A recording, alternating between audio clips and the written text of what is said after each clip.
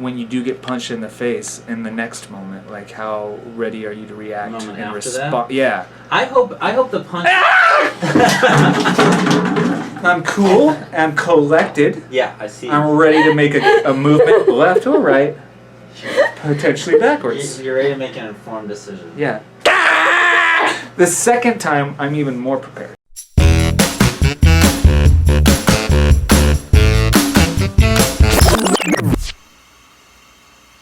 I was hoping that I would get aroused, and I didn't. Completely. But speaking of... yeah, I'm trying to connect it. I'm like, that's a metaphor. Speaking of... I know. Well, I wanted to talk with you about relationships today because you are kind of a semi-expert in your field of relationships. What? Like, you've had at least 6 failures since I've known you. Okay. And, 6 failures? No, We're kidding. That's true. No, we have to see how many. It is cute. Is it 7? Wait, let's see. No, 2, 3, like 4 years? 4. 5. 5, but they weren't Failures. failures. Would you? What? Nah, not failures. Would you classify them? How would you classify them, if not as failures? Learning experiences. That's a good point. That's something that, like, I feel like it's just so, like, relationships are such a good tool for reflection, don't you think? Yeah, that's amazing. In what way? What do you mean by reflection?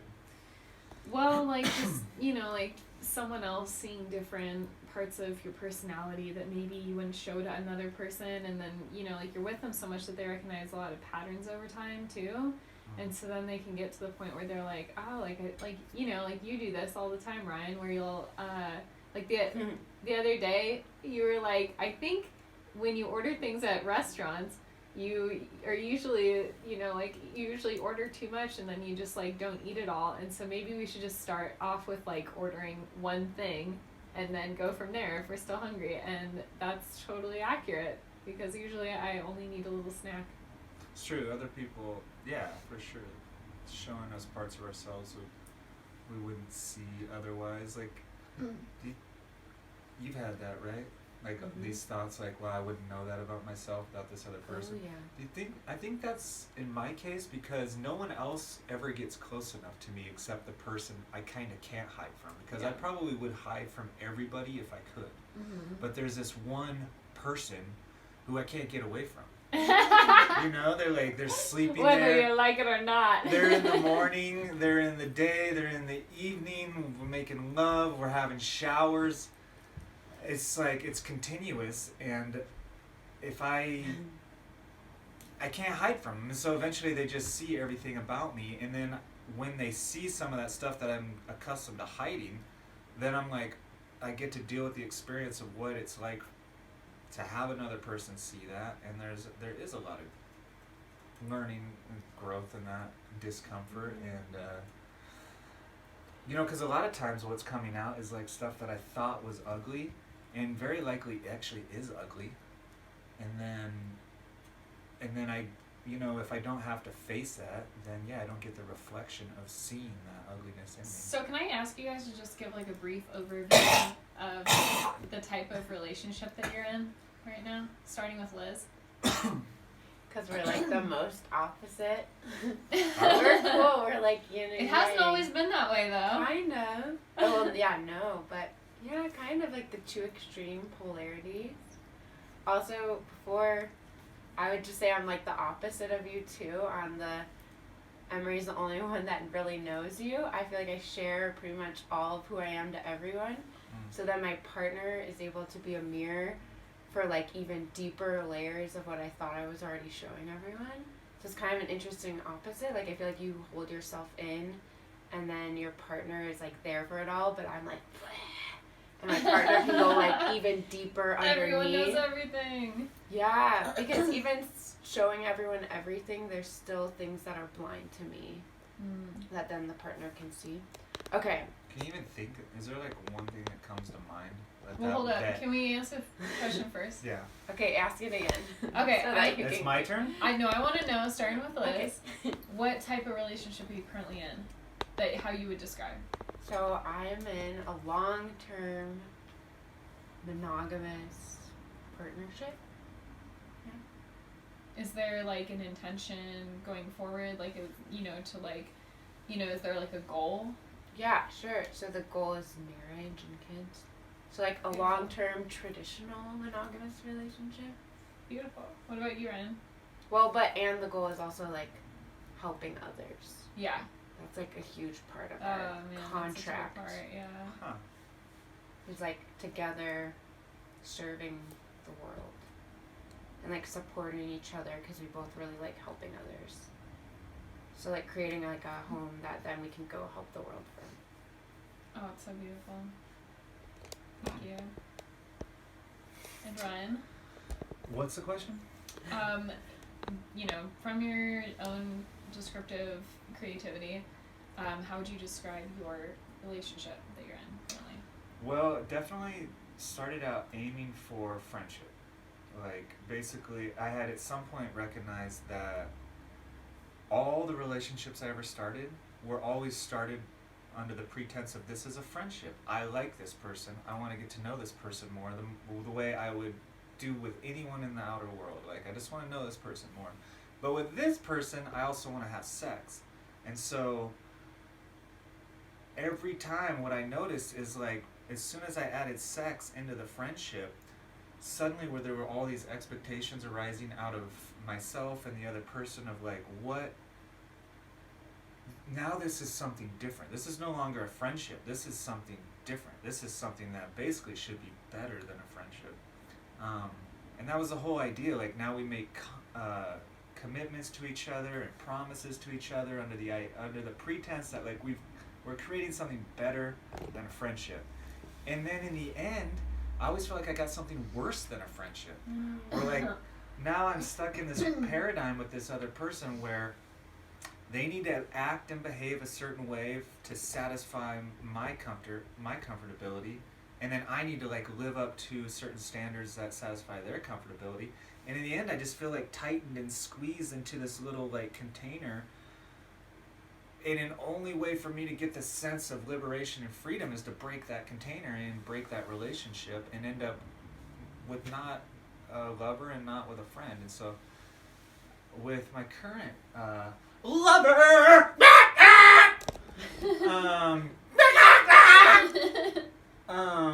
starting under the idea of friendship's the best we're gonna get. Let's roll with that. And so that's been working for a couple years. That has a lot to do with how fucking strange you are. Yeah. That's cool. So, what has been challenging to you about your format of relationship? Are you asking Liz? Yeah, Liz first. Sorry. What? You go first. Then I can All right, think. Captain Tom. Whoo! What's been challenging? Well, there is on the really external, like obvious thing you have to deal with is like the other person having sex with other people, and the emotional challenge that arises out of that. Because I'll feel competitiveness, I'll compare myself to that other person, I'll basically have what I think just gets described as jealousy, which is probably a really intricate word that can be like pulled apart and found in lots of different, we find a lot of different ways to describe what that sensation of jealousy is. But that's one of the big obvious ones out there, is like starting to detach my emotional body from that other person's behavior. Because in relationship, I just got so accustomed to like, I do what makes the other person feel comfortable. So that means there's some things I just basically don't do so that their comfort is maintained, and then same for them. And so really practicing this way of allowing the other person to literally just go and make love with other people, and try to treat them the way I would my friends. Because with my friends, I never care. My friends, my family, I don't care. Like, what I want for them, I'm like, oh, it's Saturday night, you're going out with 2 people, and one of them you might have sex with, 2 of them you might have sex with. They're like, awesome, thumbs up. I hope it's super fun and you love it, and it brings you health and happiness. With the person I'm having sex with, all of a sudden it's all this other stuff gets introduced into my emotional field, and so just basically getting the practice of what it's like to not, well, just to build some skill in this other person as this autonomous creature, and that I get to trust. I get to practice this trust that we're together because we genuinely like to be together. So that's just one. I mean, there's so many things, but I like to talk about the sex one because everyone likes to talk about the sex one, and there's a lot to talk about with that one. Yeah, the relationship Emery and I are creating right now has a lot of lessons in that. Does it get easier over time? That's a great question because everyone would think so. Like, I think a lot of people would assume it gets easier over time, and I definitely assume that because I remember the first experience, I was just like, fire and disruption and all these little eruptions of like, I gotta break this pattern, but I don't want to break this, and I'm like trying to find all these ways. Basically, like, it's like this search mission to find out how that other person actually screwed me and how they're really wrong, and that there's must be something I can point to and be like, I smote you! And there's just nothing because it's already built into the agreement. We're just friends. Like, you do what you want, I do what I want. I just trust that you're gonna take care of my health, like that you're looking after my health as far as like STIs and pregnancy go. And so I thought, like, well, okay, like once I got through that first roiling experience, like probably that'll be the hardest it ever gets. But I think over time, if I had like the long shot, if I had the satellite view down into my experience, I would see like, okay, now when that comes up and I find out that you're exploring someone else, it is generally easier over time, but it's not like this linear model where it's like, this was the hardest and it just keeps getting easier. Mm-hmm. What I've found much more is that it's like this, in that when it's up here and hard and intense, almost always corresponds to me going through a little era of low self-esteem, low self-confidence. For me, if I start to question my purpose in life and like how valuable I am to the world and to other people and to myself, when I'm in that state, then finding out that she's discovering, exploring with another person, that'll bring an intensity that could supersede anything I've experienced before. And that when I'm feeling confident and feeling like in myself, which for me actually has a lot to do with purpose, when I'm like, I feel like I'm aiming at a purpose and I've got direction, I might find out that she's with someone that's just like such a superstar in so many ways, and I could compare myself to them and find so many inadequacies in myself, and I might not be bothered at all that day. And so it seems to be more of this journey. I kind of get the sense that over the last 2.5 years, it's gotten a bit easier for sure because I've built some practice in being exposed to it, but that's a cool question. So it's like temperature. I'm sorry. You can go. Oh, I was just going to ask if I could ask a balancing question, but do you have something to... I was just going to say, so it's a temperature check on your own inner stability. I like that. Yeah. Some kind of gauge of like, yeah, inner stability, which is like sort of narrated by, a lot of like self-confidence and self-worth and this direction, this purpose. Just to like balance out that question though, also, I'm curious if there's anything you can add about the benefit of jealousy. What's your definition of jealousy? Well, can you pan in on her when she's talking? Can you get in on her when she's talking? I'm sorry, but you're beautiful. Well, yeah, my definition of jealousy, I suppose, would have a lot to do with noticing other things in another person that I am feeling a lack of in myself.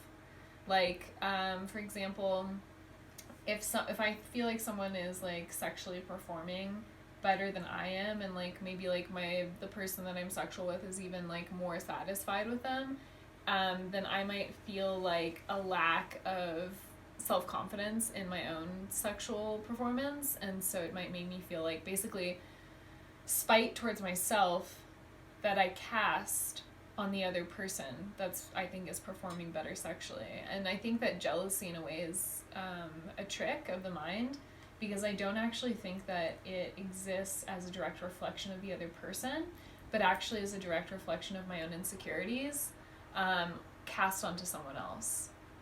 So I'm curious if, you know, like, I mean, you might have a very different definition of jealousy, but just the way that you were talking about it, I know that, you know, like, through our format of connection, like, I've learned a lot about, you know, like, basically how to approach my insecurities and how to love myself more through jealousy, that I feel like if I, you know, never interacted with jealousy, I just wouldn't have learned those lessons and wouldn't have been, you know, it wouldn't have been as, I guess, beneficial for me as a person. So yeah.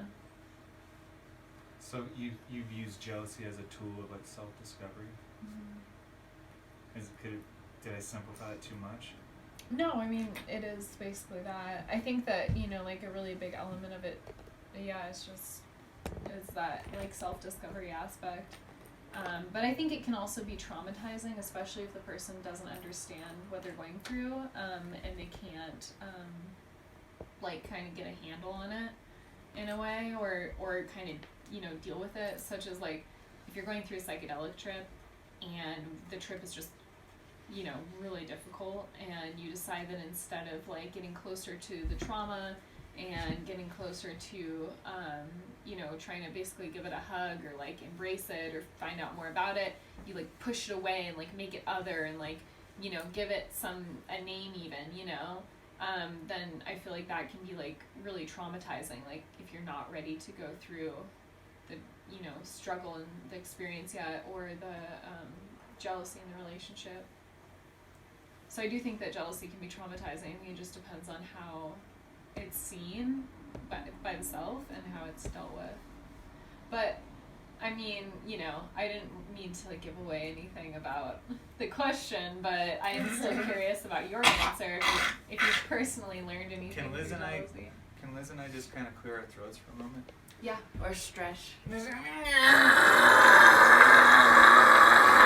Always have the guts to, Like, like, you don't dye want- my hair or cut my hair, but You don't this want to is like like tattoo a black. yeah, but band like on. I've come up with creative ways to, like, switch my look Here's- up that aren't permanent. Here's me. No one would hire me to psychoanalyze their family. Right?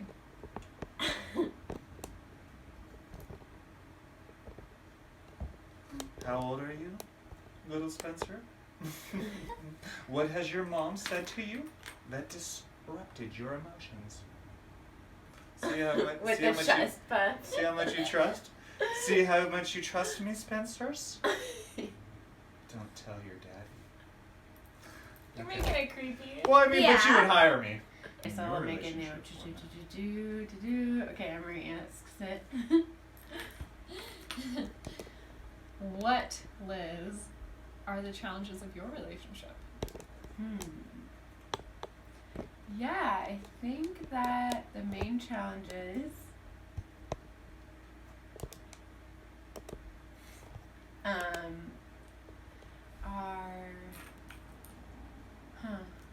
probably most relationships just bring up stuff within yourself that needs to be worked on. So I don't know, I've lately been in more of a mindset that there isn't as much a problem with the relationship as problems with the individuals or with myself. And so when I see something come up in the relationship, it just drives me back to, like, what's going on within me. So I think that any problems we have are just, like, my individual like patterns that I'm bringing to heal through relationship. So yeah. That's a lot of self-responsibility. Yeah, I mean, I think that, yeah, I think you're only as healthy as, like, the two people are individually. And I think that kind of the way you were talking about jealousy earlier, about it being a projection onto someone else, and as a culture, it's really easy to make it about, like, the relationship. But if we just, like, came back to, like, the actual individuals and healing so that you can stand on your own 2 feet, then you would see the, like, union's problems dissolve.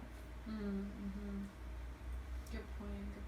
I like the don't think I'd ever quite put it in the terms of the union or the relationship's only as healthy as the two individuals, because that I feel like there's a way that can sort of be faked for a while, but really that is ultimately the determination of like what the potential of that partnership is. Definitely. And do you want to approach the question about jealousy, if there's benefit in it? Well, using it's funny, the way you define jealousy, I think, is kind of how I define envy. Like, I think you were saying you get jealous when someone else has qualities that you aspire to have. Yeah. And so going with that. Well, even the quality of having the person that I like. Do you know what I'm saying? Like, Huh? where it's like even the quality, like even if the person has the quality of spending time with the person that I'm spending time with. You know what I'm saying? No. What are you saying? Like, She's in saying even just someone spending time with you, she could be jealous of. right. Because she That's wants to spend that, time with Oh. like you. that's a quality as well. Like, it may not be besides just, like, anything about them. physical They're or- just a human hanging out. Right. Exactly. Yeah. She wants to hang out with you. God, well, so yes, and like I said, that would probably be for me end up where I would think of as where envious.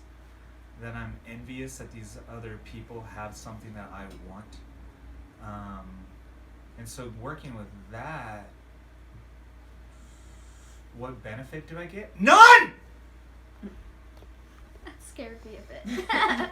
Yeah, but you know, it's like if you were gonna try to make a compelling case for your form about a relationship, and just let me finish. And you know, jealousy was one of the biggest challenges because it is for sure. Like non-monogamy, you're gonna face jealousy all the time, and so like what I'm asking is like, why would someone want to go through jealousy to be in the relationship? Like, what benefit can you find in jealousy, or what like could you learn from jealousy that you might choose?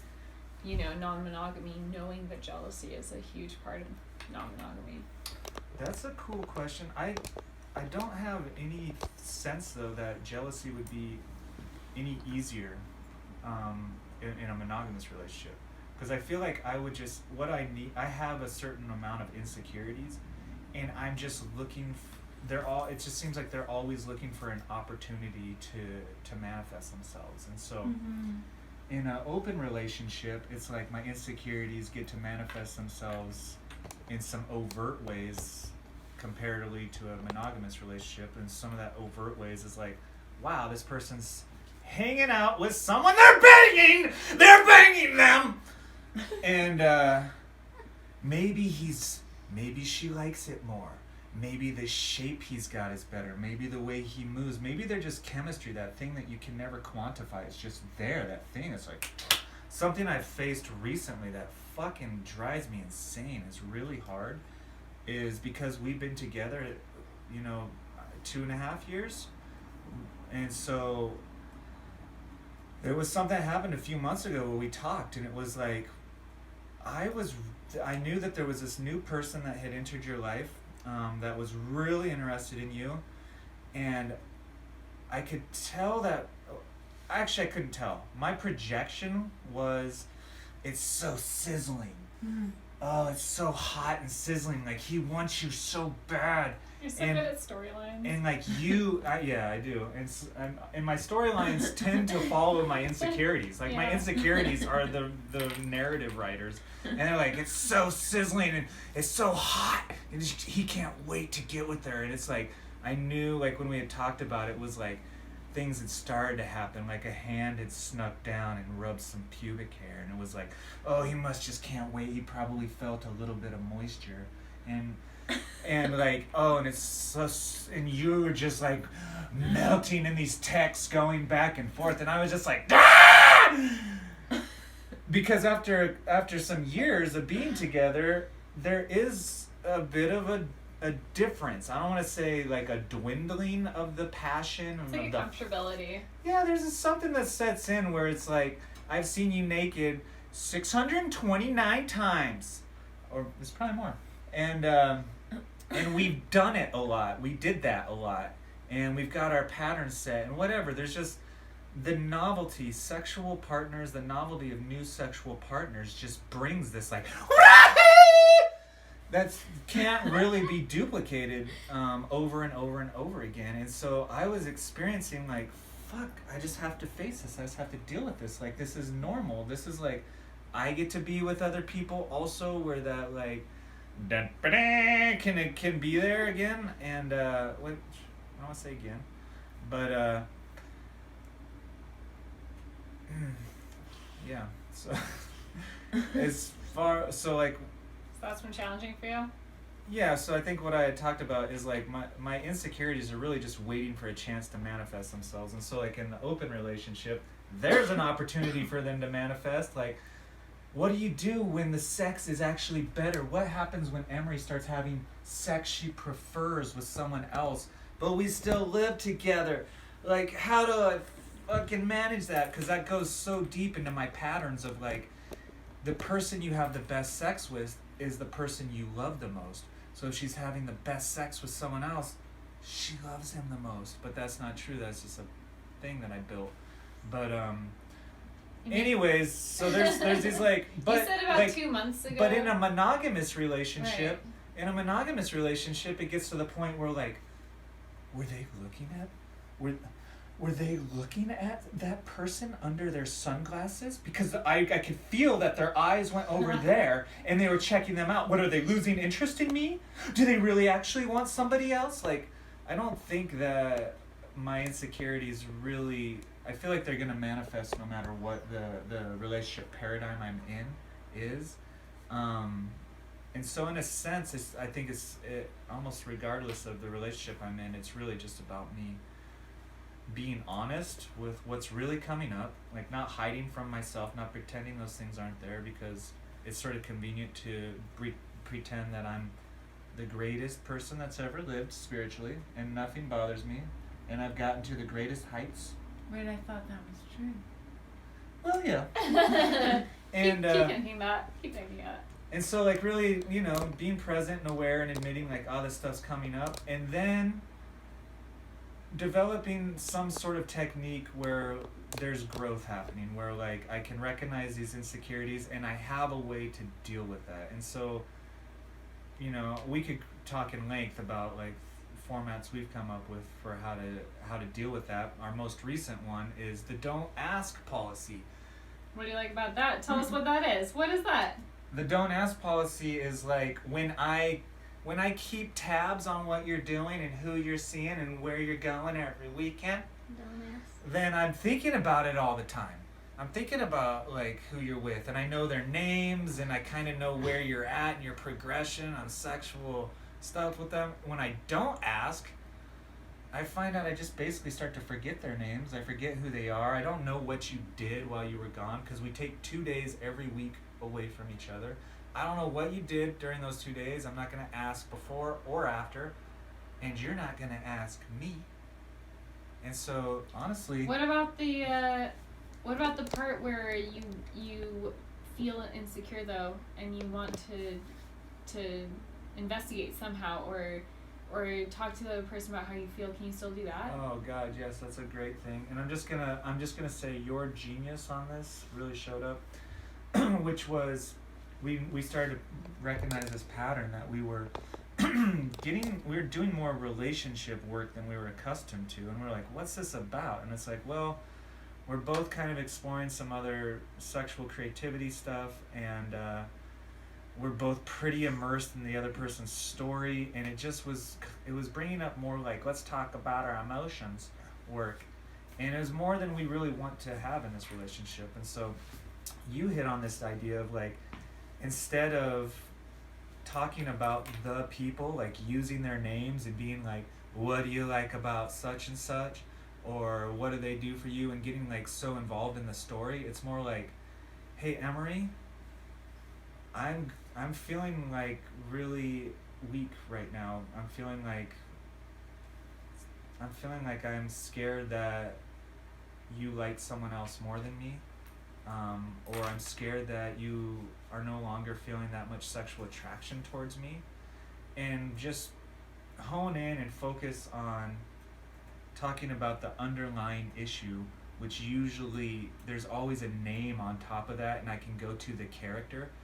But that character could always switch, you know, once it's not that person you're with and it's that person it's with, and I'll just switch the names, and now I'm talking about the issues I have with this new person, but always underneath that was more of a root cause.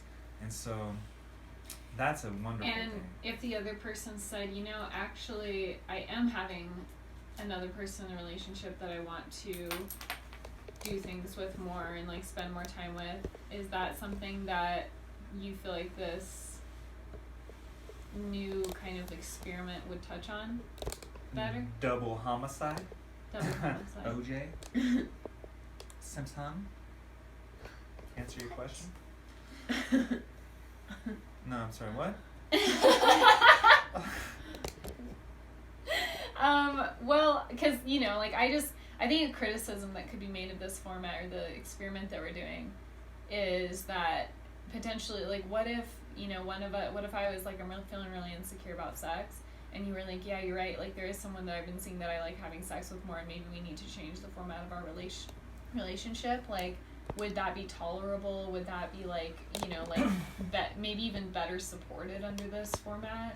You know? Well, hopefully, like that was the idea of friendship is the best shit as the foundation for the relationship itself, which is like, I find that commitments, the kinds of relationships I've been in the past that involve commitments and promises suddenly get very fragile. Suddenly that friendship feels very fragile, where now I've agreed I don't behave in this way, and if I do, there's like a snap, and the relationship breaks. And so this format for me is more flexible, I would hope, and that it can even flex as much as like, I love you, you're my friend, and I'm gonna shift who I make love with. And you know, I think the ultimate aim would be that wouldn't be a breaking process. That there would be kind of the flexibility for it to just morph into something new. Double homicide. And Liz, just to wrap things up, what's something that you feel like you can share about love languages that would help people in their relationships? Love languages. Huh. Yeah, maybe just coming back to that theme of do your own work first, and also realize what you're putting on someone else. So I think for love languages, not expecting that the person you're with is going to show love in the same ways as you do, and not expecting that if they don't show love in the same ways, that doesn't mean that they don't love you to their 100%. I think that looks really interesting. A good example is I'm big on writing cards and giving gifts, and what was the other one? I don't remember what the other thing was.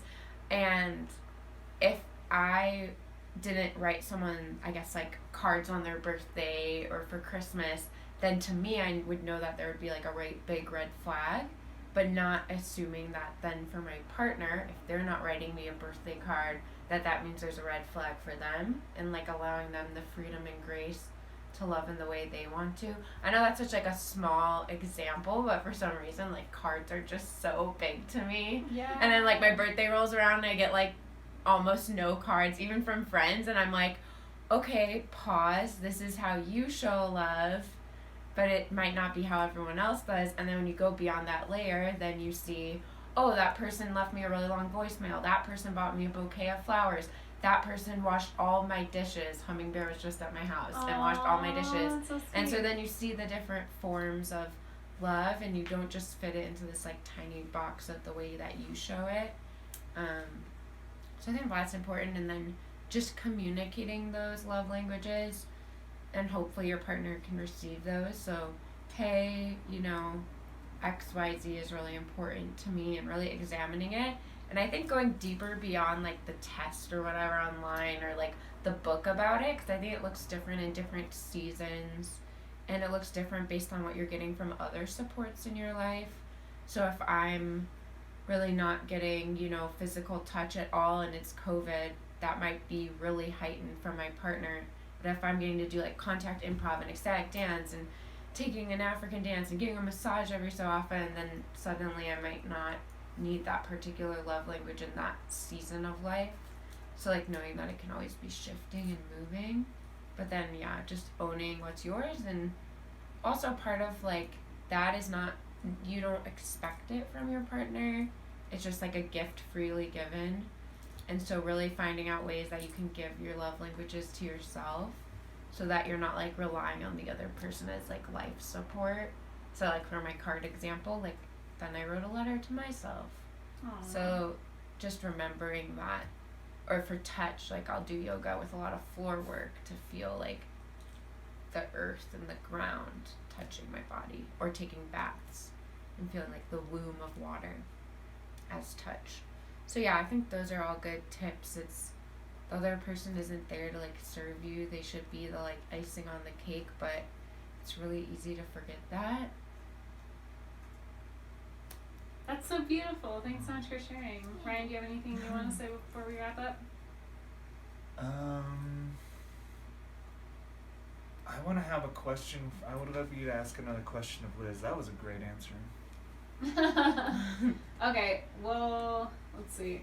I guess one more question that I have is,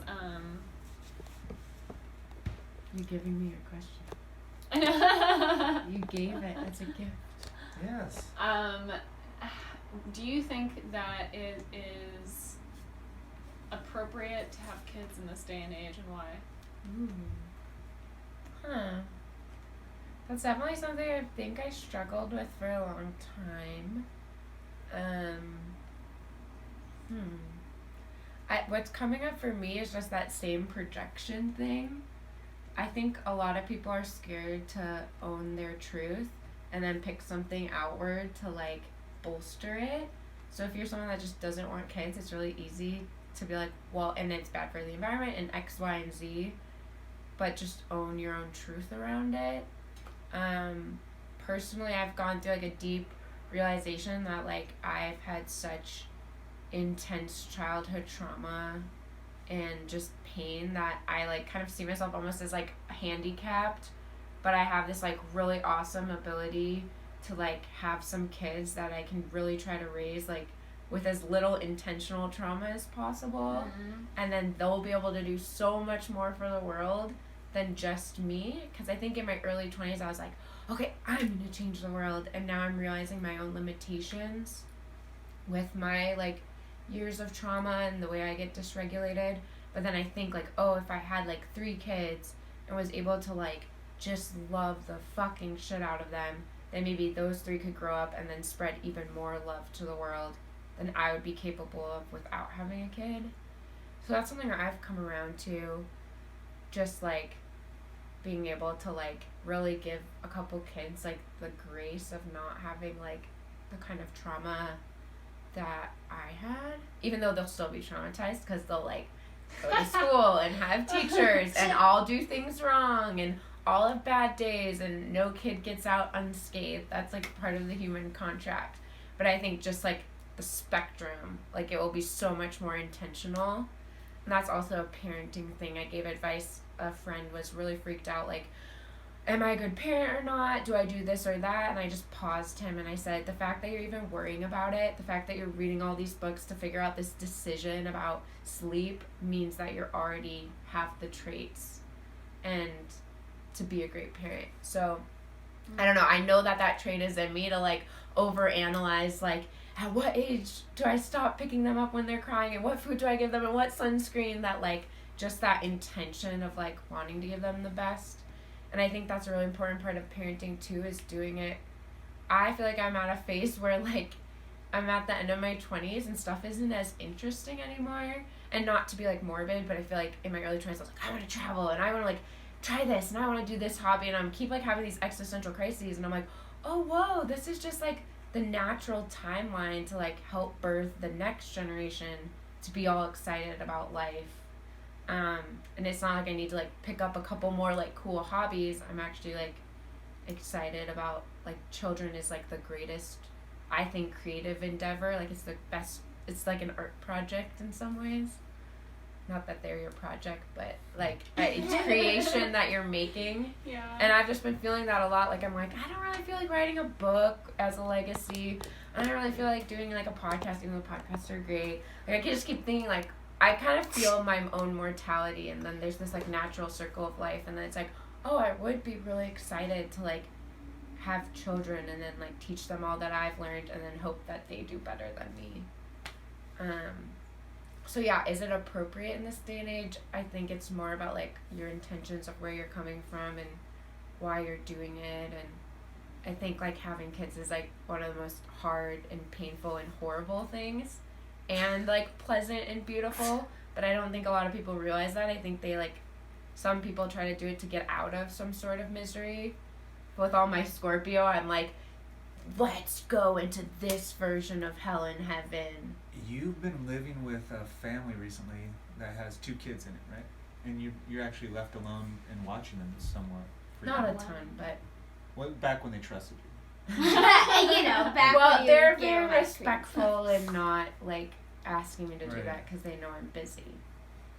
So, but yes, I've spent time with their kids a lot, After, how long have you been in that house? almost a year.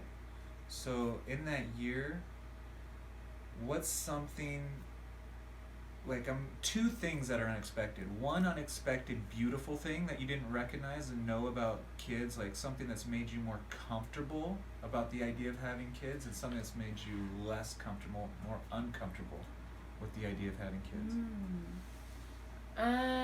Yeah, well, and that was like a big, like how you guys do cool experiments.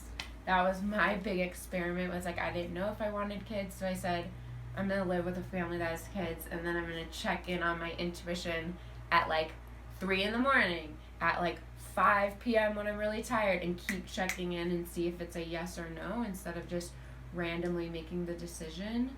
And so a surprising, well, this isn't answering the question, but it was really surprising that like it's always just been a yes. So something surprising that was bad. I'll start bad and then good. I think the surprising thing that's bad for me is just realizing that just how much inner work I have to do before I feel like I'll be a good mom. And that's like really daunting. I feel like I'm like, oh crap, I'm not ready. I have all these insecurities, and even just like Lila's their daughter, I'll like want a hug from Lila and then like be like, can I have a hug? And she's like, no.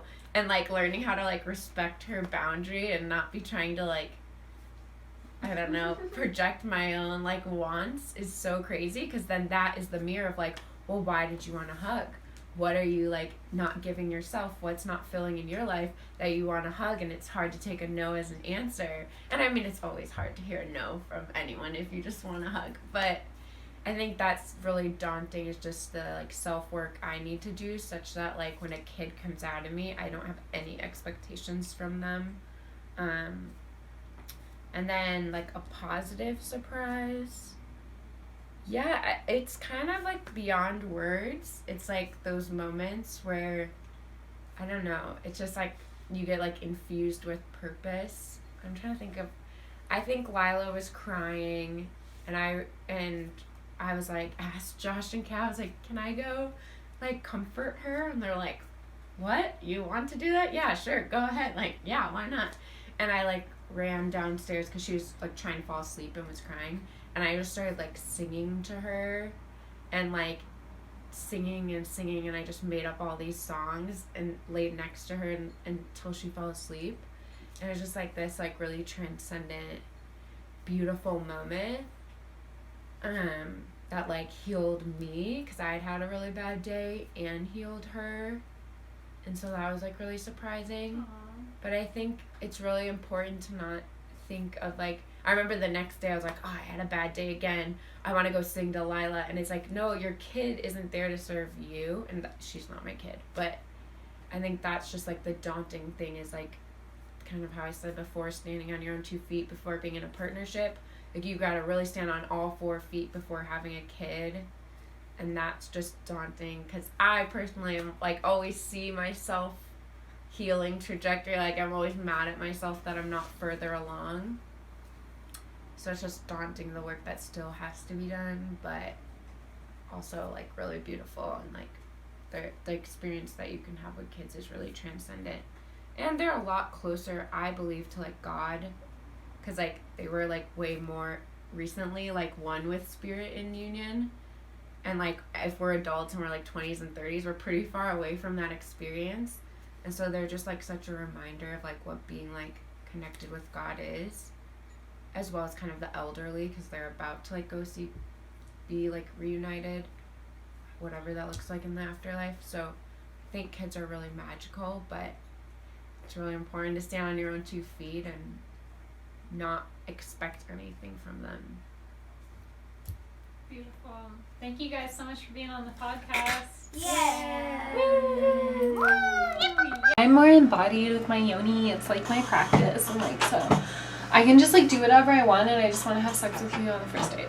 Right, and it's like, I know we're friends and we're in love and we're gonna grow in friendship and love throughout our life, and like this is like holding hands in a wet room.